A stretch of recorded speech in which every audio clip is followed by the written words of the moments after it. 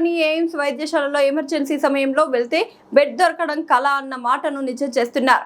మంగళగిరికి చెందిన PVR reporter Ramesh వాంతులతో బాధపడుతూ అస్వస్థతకు గురయ్యాడు.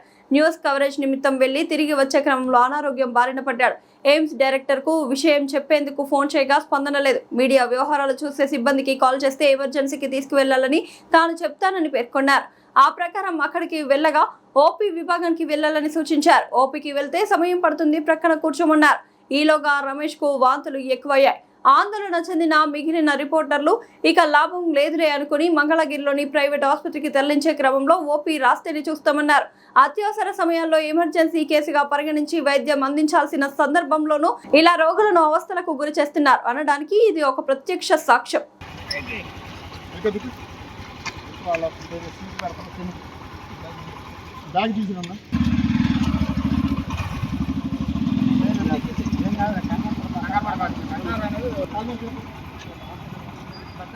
ఏదో వస్తున్నాం